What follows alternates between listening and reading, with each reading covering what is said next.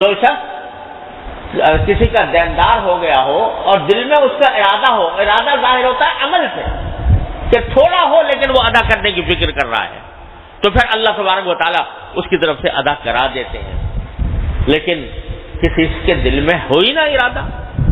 تو وہ اس کو تو حدیث میں چور کہا گیا ہے کہ جو آدمی قرض لے اور ادا کرنے کا ارادہ نہ ہو وہ در حقیقت آخرت میں چور بنا کر اٹھایا جائے گا، چور بنا کر اٹھایا جائے گا کہ اس نے ارادہ ہی نہیں کیا ادائیگی کا۔ اور اگر بضرورت قرض دار ہونا پڑے تو اس کے ادا کرنے کی فکر رکھو، بے پرواہ مت بن جاؤ۔ اور اگر قرض دینے والا تم کو کچھ کہے سنے تو صبر کرو،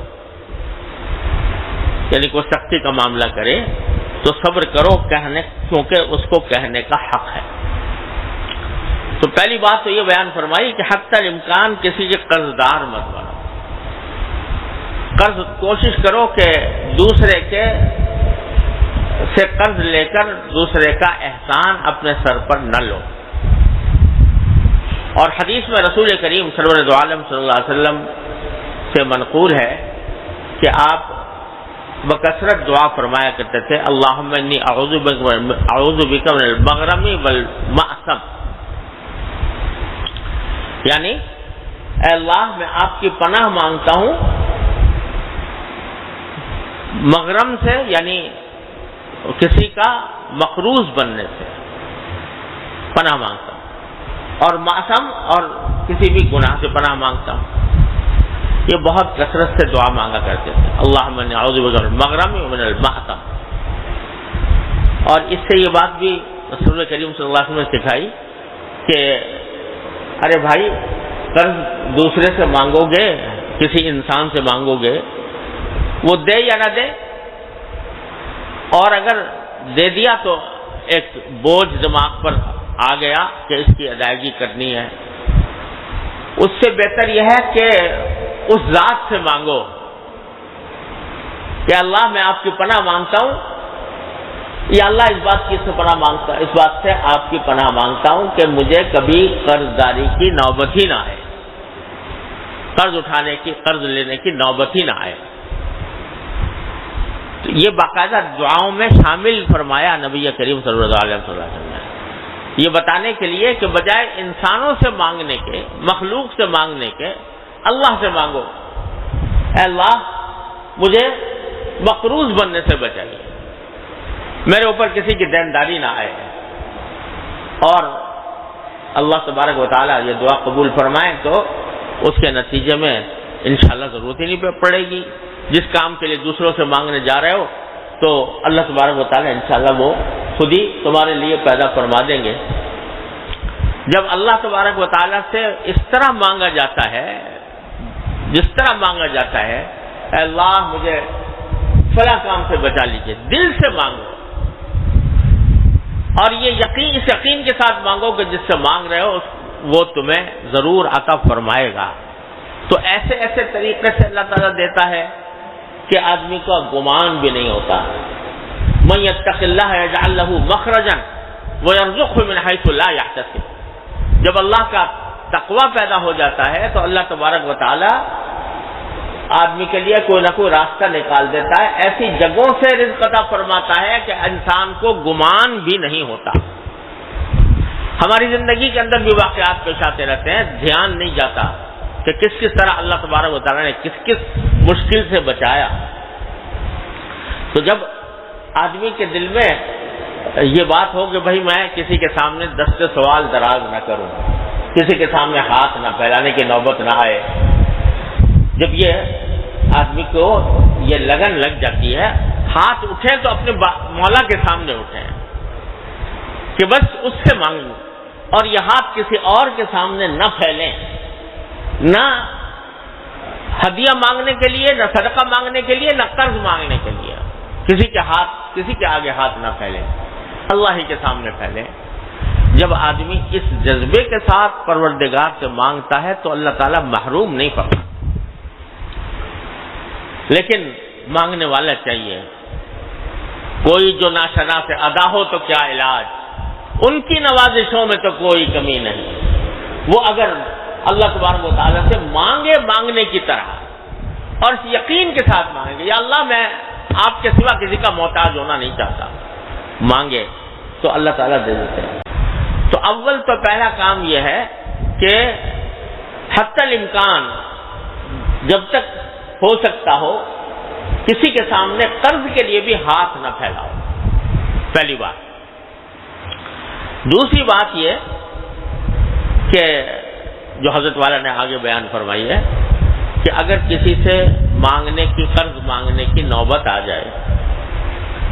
تو ایسے شخص سے مانگو کہ جو اگر اس کا دل نہ چاہ رہا ہو تو وہ انکار بھی کر سکے. یعنی اگر کسی ایسے شخص سے مانگا جس سے بہت گہرے تعلقات ہیں اور جس کے بارے میں یہ خیال ہے کہ اس کا دل تو نہیں چاہ رہا ہوگا لیکن یہ میرے دباؤ میں دے دے گا, میرے تعلقات کے دباؤ میں دے دے گا,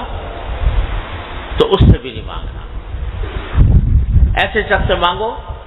کہ جس کے بارے میں یہ خیال ہو کہ اگر اس کی استطاعت نہیں ہوگی دینے کی, یعنی دینا اس کی استطاعت سے باہر ہوگا, یا اس کے خوش دلی سے نہیں دے رہا ہو, خوش دلی نہیں ہوگی تو یہ انکار بھی کر سکے گا. لہذا اگر کسی ایسے شخص سے مانگا کہ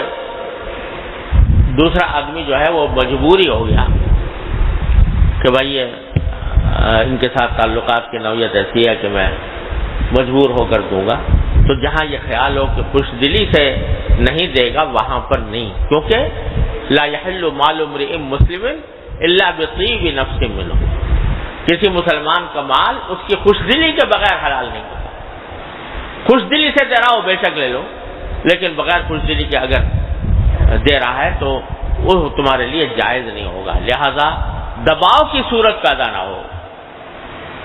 یہ ہو آدمی سے اگر مانگے بھائی اگر آپ خوش دلی سے دے سکتے ہو تو بلا تکلف آپ سے کہہ رہا ہوں کہ مجھے کوئی ضرورت ہے, اگر آپ خوش دلی سے دے سکتے ہو تو بے شک دے دیں, اور اگر آپ نہیں دیں گے تو مجھے کوئی شکایت بھی نہیں ہوگی, مجھے کوئی گلہ بھی نہیں ہوگا, مجھے ناگواری بھی نہیں ہوگی. یہ ساتھ اس کو بتا دیں تاکہ وہ دباؤ میں آ کر نہ دے تو وہ اس لیے دے کہ اللہ کے لیے دے, اللہ تعالیٰ کی رضامندی کی خاطر دے, تمہارے ساتھ تعلق محبت کا تعلق ہے, اس محبت کے تعلق کا حق ادا کرنے کے لیے دے, لیکن دباؤ میں آ کر نہ دے. لہذا صاف صاف اس سے کہہ دو کہ بھائی مجھے ضرورت تو ہے لیکن بلا تکلف میں آپ سے کہتا ہوں اگر آپ کو منظور نہ ہو یا خوش دلی نہ ہو یا آپ کے حالات اجازت نہ دیتے ہوں تو پھر آپ بے شک انکار کر دیں, مجھے کوئی ناگواری نہیں ہوگی. یہ طریقہ اختیار کرے مانگنے کا. تو جب اللہ تبارک و تعالیٰ اس طرح کہیں نوبت آ جائے تو پھر اس طرح کرے, اور ساتھ میں دل میں یہ پورا عزم ہو کہ میں اس کو ضرور ادا کروں گا, جیسا وعدہ کیا ہے اس کے مطابق ادا کروں گا, اس کا پورا عزم ہو. جب یہ عزم ہوتا ہے تو اللہ تبارک و تعالیٰ کی سنت یہ ہے کہ جب کوئی بندہ اس غرض سے کوئی ادھار کا معاملہ کرتا ہے کہ میں اس کو ادا کروں گا ضرور اور جلد از جلد ادا کروں گا, تو اللہ تبارک و تعالیٰ اس کی مدد فرما. حدیث میں رسول کریم سرورت عالم صلی اللہ علیہ وسلم کا ارشاد ہے کہ جو شخص کوئی اپنے اوپر ذمہ داری لے دین کی اور اس حالت میں لے کہ وہ خود دل میں یہ عزم رکھے ہوئے ہو کہ میں ضرور ادا کروں گا, تو اللہ تبارک و تعالیٰ اس کو اس کے ذریعے ادا کروا ہی دیتے ہیں, اس کا دین ادا کروا ہی دیتے ہیں. ہوتا کیا ہے کہ قرض تو لے لیا, اب اپنا الو تو سیدھا ہو گیا, اس کے بعد بے پرواہ ہو کے بیٹھ گئے کہ بھائی جب موقع ہوگا ادا کر دیں گے, جب موقع ہوگا ادا کر دیں گے. اس میں ٹال مٹول ہوتی چلی جاتی ہے اور پھر آدمی ادا کرنے کے قابل نہیں. لیکن اگر شروع سے عزم ہے اور جیسے حضرت فرما رہے ہیں کہ اس فکر میں رہو کہ ادا کرو، ادا کرنا ہے، تو اللہ تبارک و تعالیٰ اس کا راستہ آسان فرما دیتے ہیں.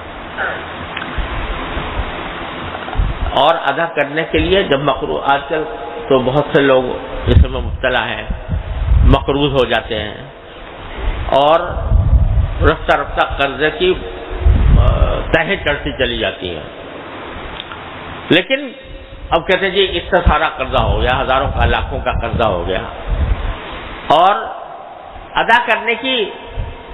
غم تو ہے کہ اتنا سارا قرضہ ہو گیا، لیکن دماغ میں یہ ہے کہ جب وہ لاکھوں آئیں گے تو ادا کروں گا. لیکن اگر کوئی اللہ کا بندہ صحیح طریقے سے معاملہ کرے تو یہ دیکھے کہ اپنے اخراجات کو کم کرے، اس میں سے بچا کر خرچ کرے، اور اس کو الگ رکھ دے کہ بھائی اتنا میں نے قرض ادا کرنا ہے.